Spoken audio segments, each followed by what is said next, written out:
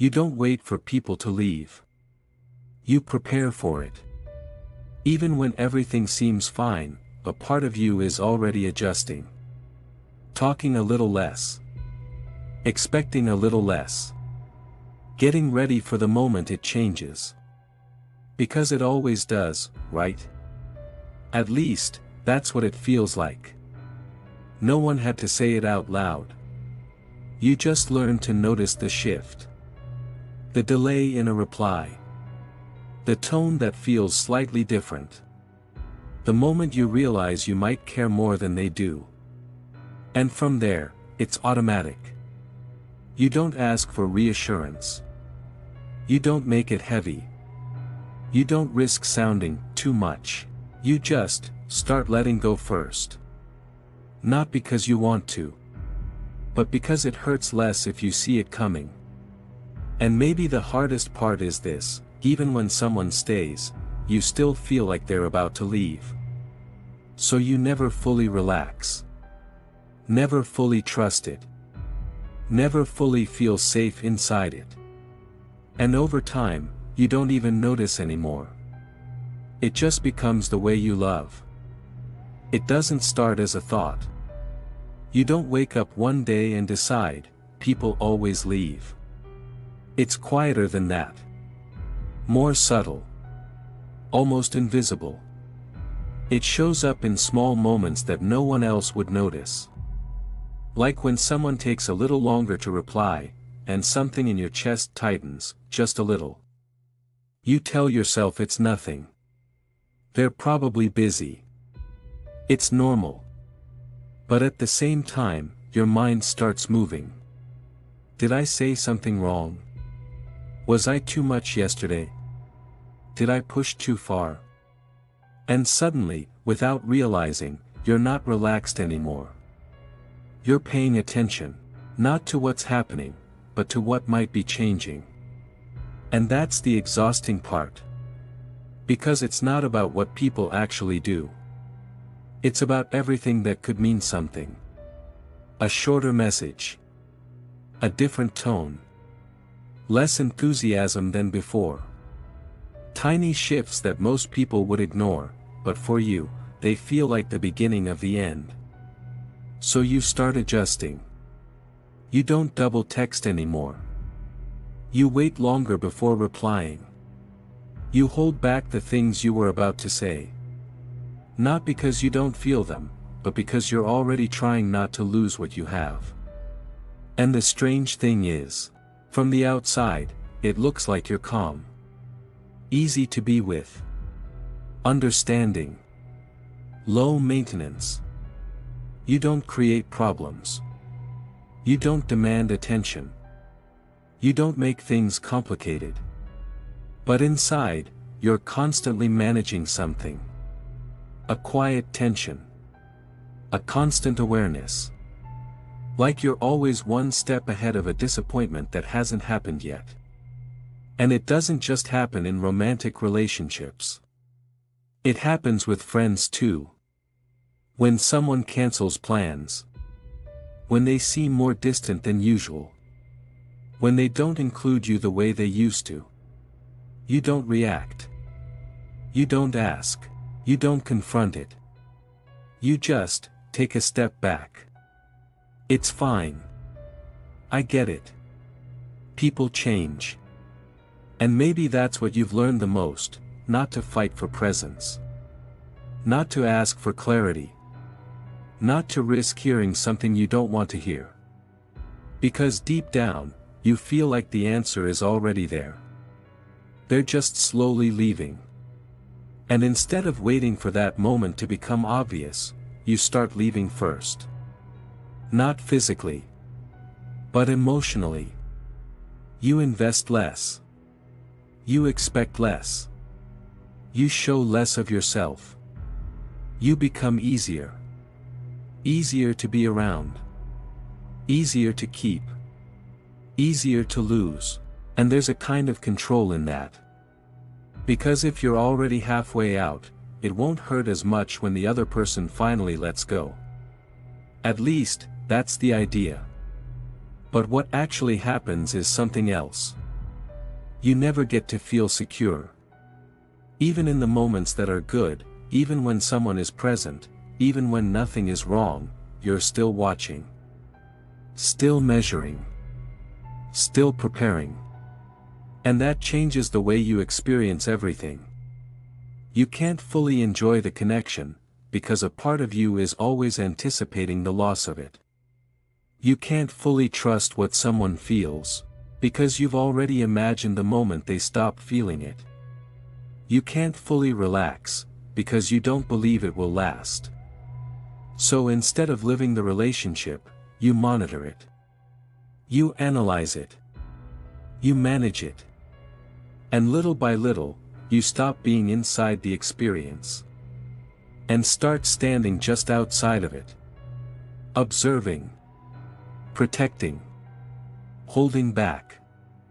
And the most confusing part is that, you don't even realize how much this shapes your behavior. Because it feels normal. It feels responsible. It feels mature. It even feels like emotional intelligence. You think you're being realistic. Prepared. Self-aware.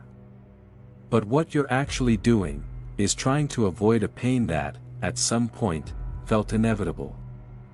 And once something feels inevitable, you stop questioning it. You just adapt to it. You build your way of relating around it. You become the person who doesn't need much. Who understands everything. Who doesn't make things difficult. Because in your mind, that's what makes people stay. And if they leave anyway, at least you won't be the reason. At least you won't be too much. At least you won't give them something to point at. So you reduce yourself, just enough to feel safe. Not completely invisible. But never fully exposed. And over time, that becomes your default. Not loving freely, but loving carefully. Not trusting fully, but hoping quietly. Not expecting presence, but bracing for absence. And if you stay here long enough, something starts to shift in a way that's hard to notice.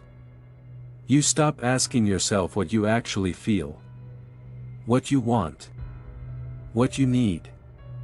What feels good to you. Because everything becomes filtered through one question: will this make them leave? And without realizing, your relationships stop being about connection, and start being about prevention. Prevention of distance. Prevention of rejection. Prevention of abandonment. Even when none of it is happening yet. And maybe that's where this really begins. Not in the moment people leave, but in the moment you started believing that they eventually will. If you look closely, this didn't start in your current relationships. It just repeats there. Because the feeling you have now, that quiet certainty that people eventually leave, didn't come from nowhere. It was learned. Not through one dramatic moment, but through patterns. Subtle ones. Repeated ones. The kind you don't question at the time. Like learning that attention doesn't always last.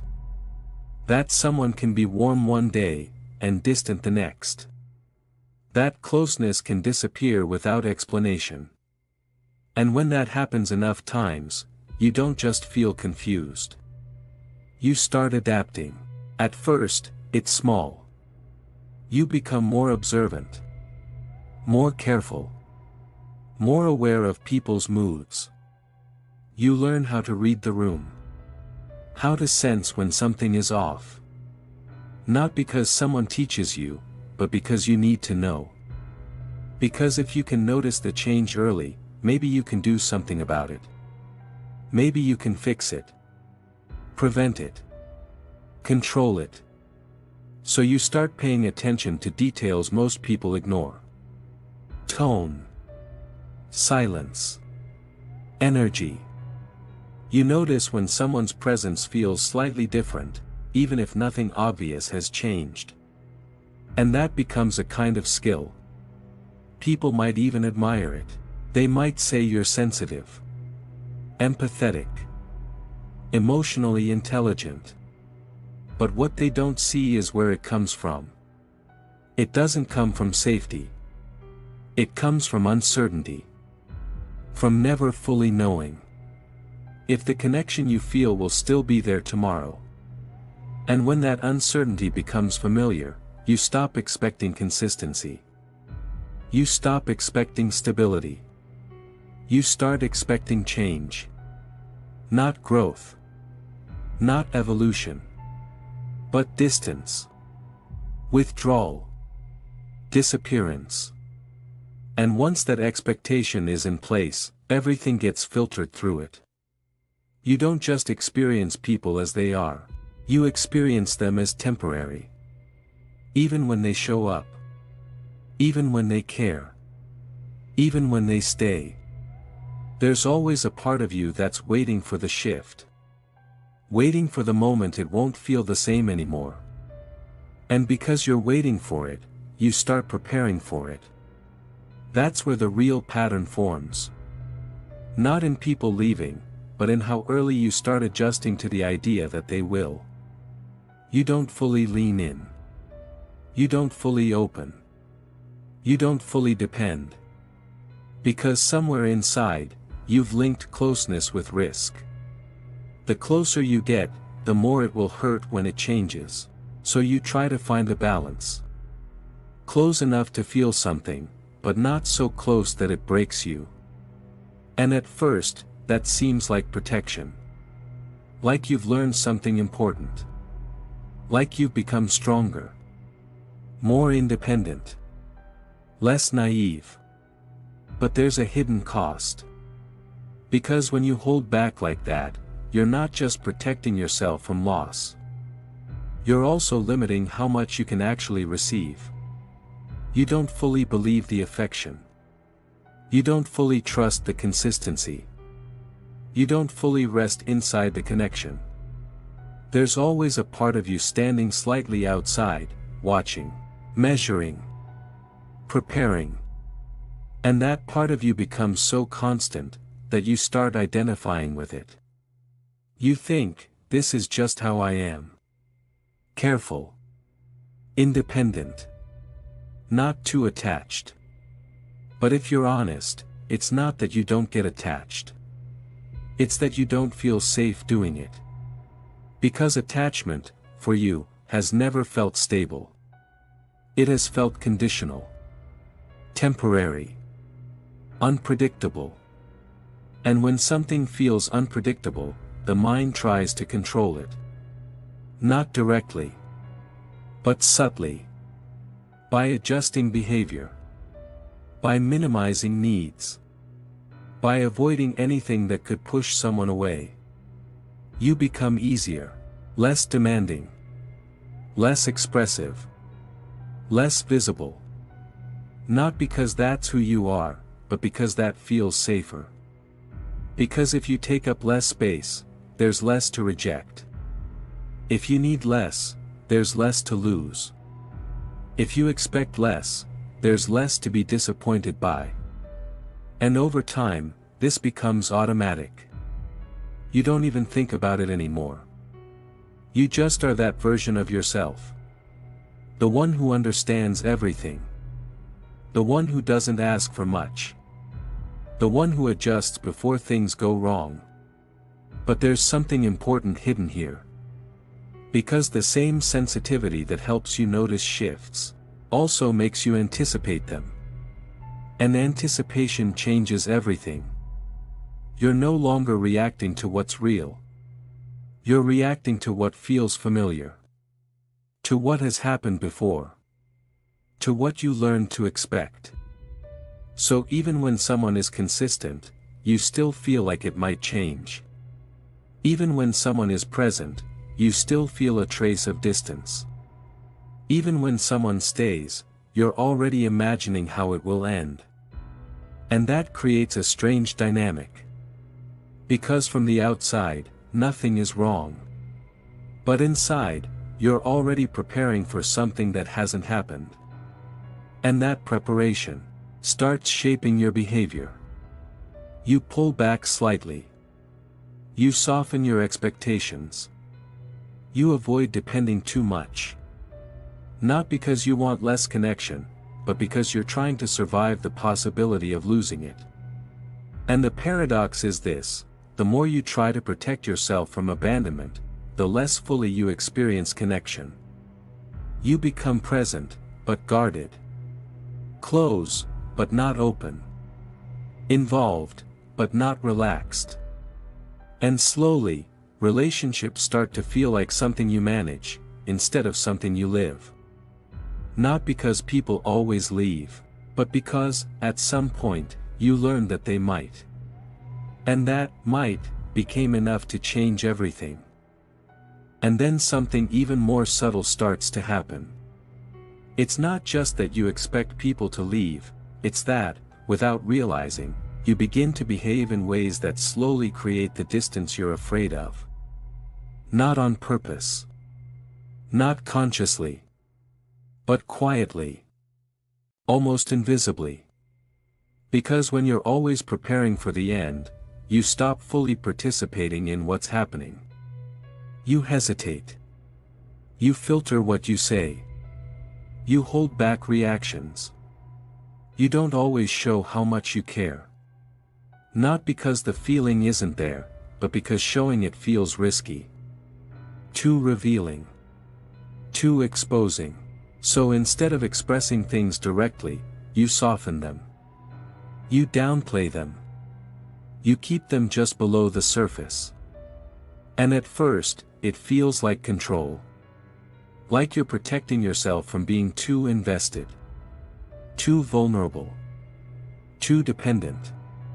But over time, something starts to fade. Because connection doesn't grow in what's hidden. It grows in what's expressed. And if you're always holding something back, the other person doesn't fully experience you. They don't see the depth. They don't feel the intensity. They don't understand what's really there. They only interact with the version of you that feels safe to show. And that version is easier. Calmer. Less demanding. Less emotionally present. Which, in the beginning, can feel like a good thing. There's no pressure. No conflict. No intensity. Everything feels smooth. But smooth isn't the same as real. Because when something is real, it has weight. It has presence. It has moments where things are said clearly, where needs are expressed, where feelings are not filtered. And when those things are missing, something starts to feel distant. Not dramatically. Just slightly off. And the other person may not even know why. They just feel like something isn't fully there. Like they're close to you, but not with you. And sometimes, that creates the very shift you were afraid of. They become less engaged. Less expressive. Less present. Not because they wanted to leave, but because they never fully felt the connection deepen. And when that happens, your mind reacts instantly. See? This is what always happens. You recognize the pattern. The distance. The change. The subtle withdrawal. And it confirms everything you already believed. That people eventually lose interest. That things don't last. That it was only a matter of time. But what's hard to see is how early this started. It didn't begin when they pulled away. It began much earlier. In the moments you didn't speak. In the things you didn't show. In the parts of yourself you kept hidden. Because you were already protecting yourself from something that hadn't happened yet. And this is where the loop forms. You expect distance, so you hold back. You hold back, so the connection doesn't fully grow. The connection doesn't fully grow, so eventually, something changes. And when it does, it feels like proof. Proof that you were right all along. that people leave, that nothing stays, that it's safer not to give too much. So the next time, you hold back even earlier. Even more. You become even more careful. Even more controlled. Even less visible. And the pattern strengthens. Not because you're choosing it, but because it feels true. Because every experience seems to confirm it. And after a while, it doesn't even feel like a pattern anymore. It feels like reality.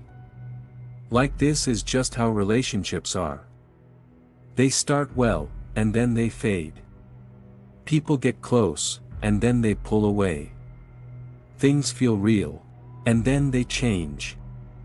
So you adapt even further. You stop expecting depth. You stop expecting consistency. You stop expecting permanence.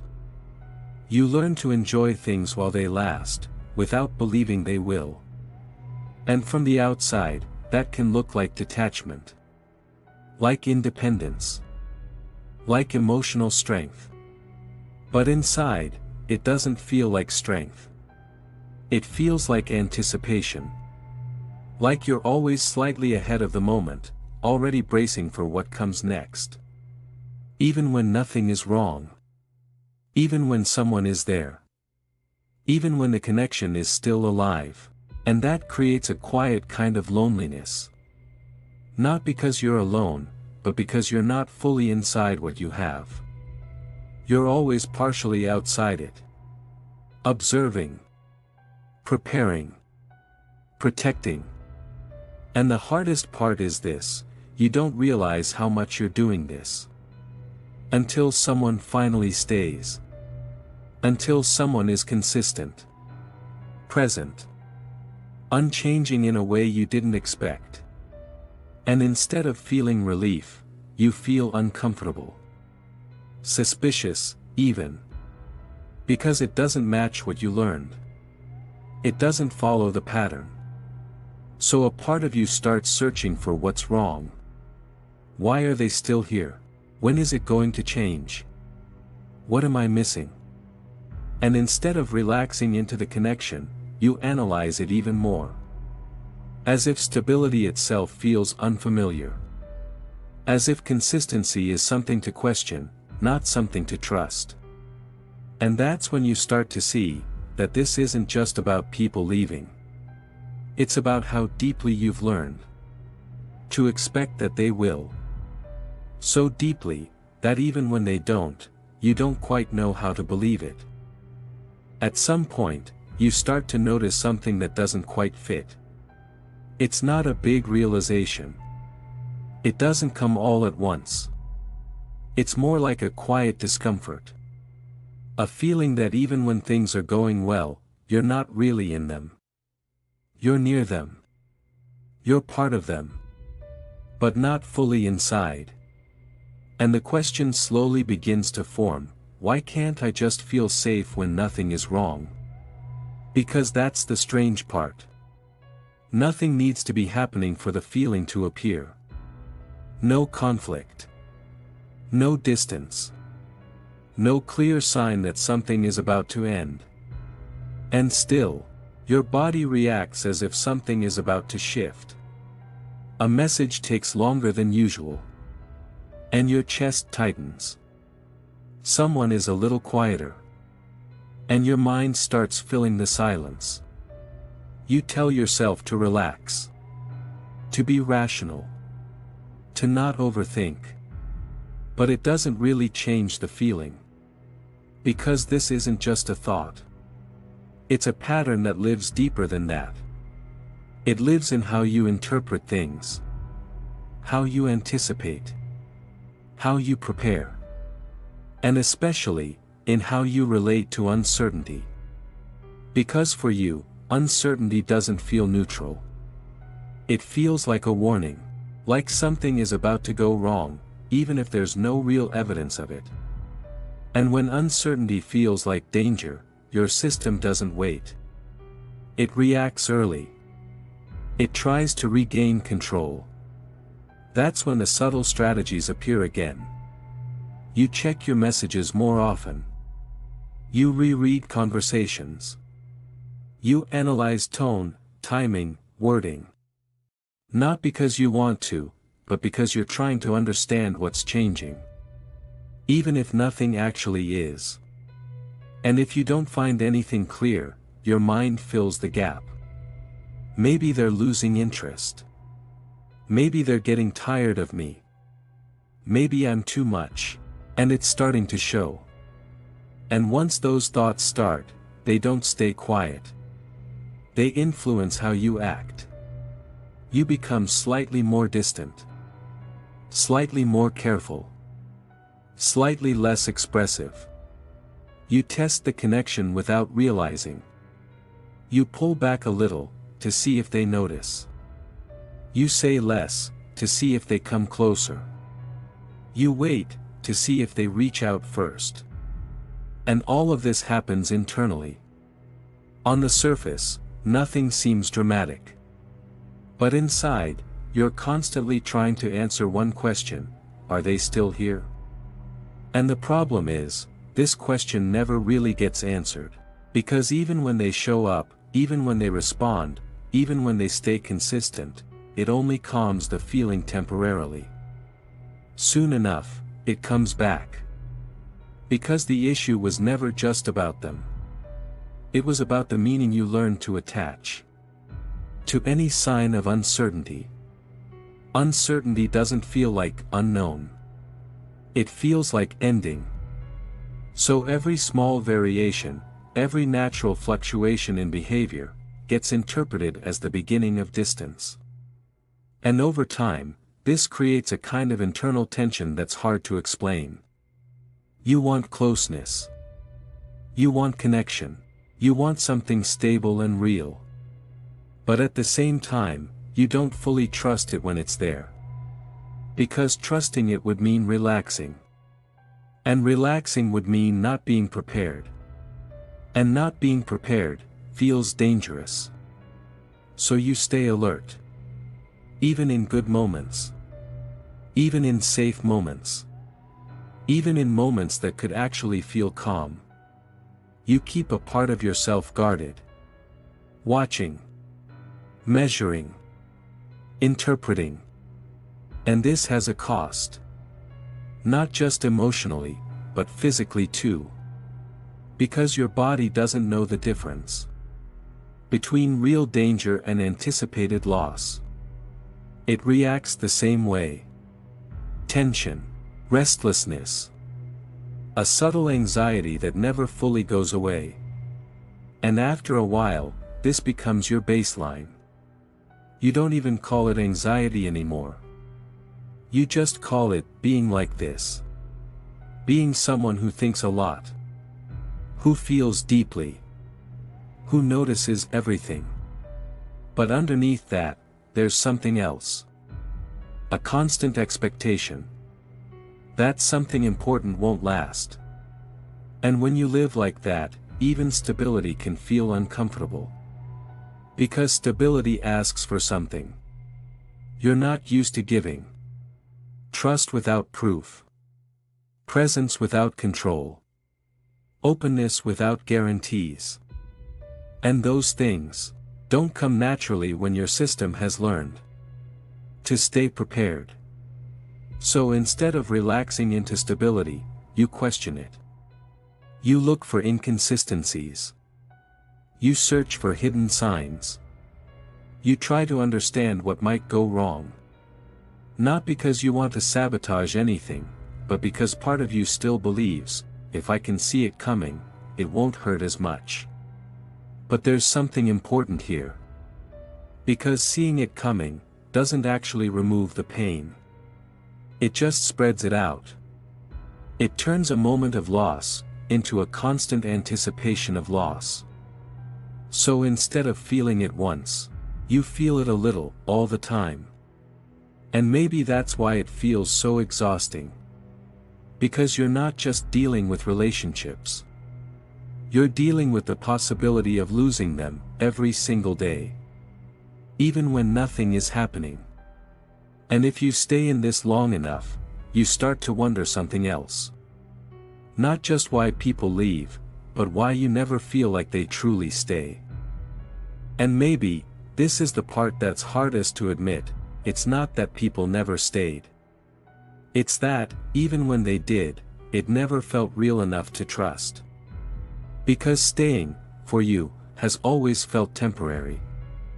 Like something that's happening for now, but will eventually change. So you don't fully land in it. You don't fully rest inside someone's presence. You don't fully believe in the consistency. You don't fully let yourself depend. There's always a quiet hesitation. A small distance you keep, just in case. And for a long time, that distance feels necessary. It feels like protection. Like maturity. Like you've learned not to be naive. But slowly, you start to see what it costs. Because the same distance that protects you, also keeps you from feeling something fully. You don't just avoid the pain of losing someone. You also avoid the depth of having them. You don't experience the full weight of connection, because you're always holding part of yourself back. Always ready to adjust. Always ready to step away. Always ready to be okay if it ends. And at some point, you begin to notice something strange. Even when someone is present, you still feel alone. Not completely alone, but not fully accompanied either. Because real connection doesn't happen when one part of you is always preparing to leave. It happens when you're there. Without calculations. Without anticipation. Without holding yourself in reserve. And that's what feels unfamiliar.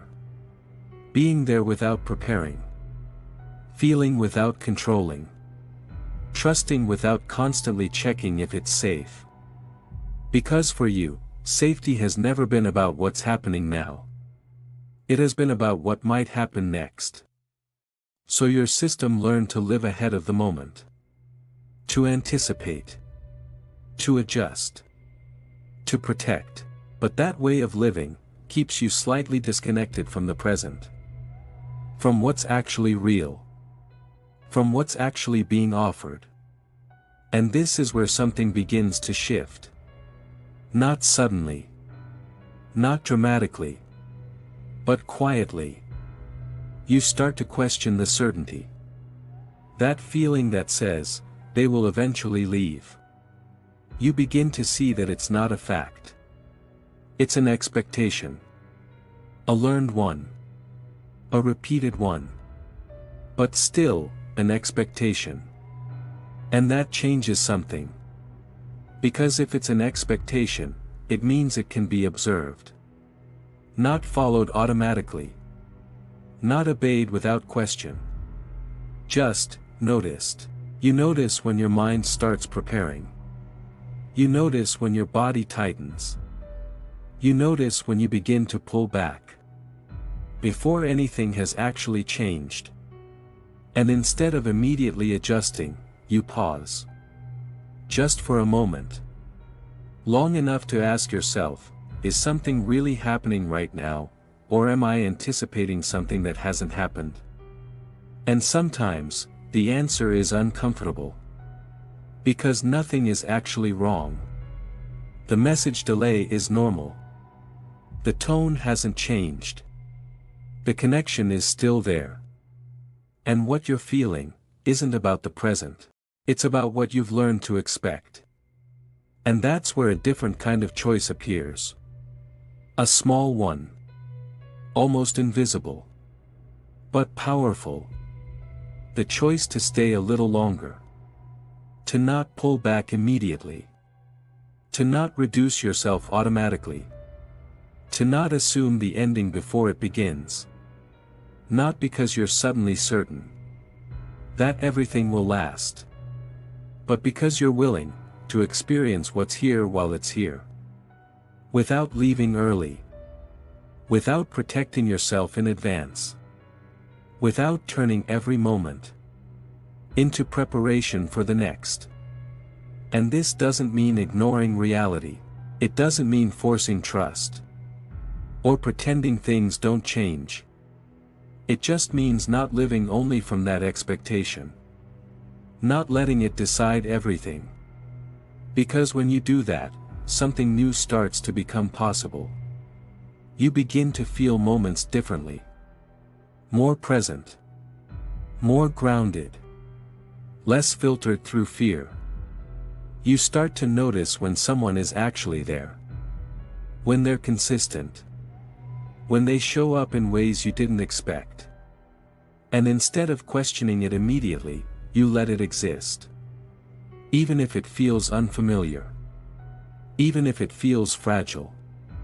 You allow yourself to experience it, without rushing to the ending. And maybe, that's where this really changes.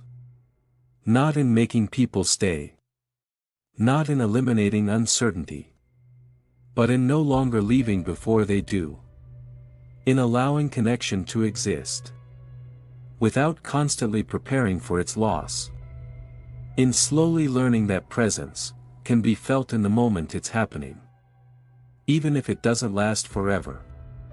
Because maybe the goal was never to guarantee permanence. Maybe it was to stop turning every connection into something you have to survive. And start letting it be something you can actually feel. Even if just for now.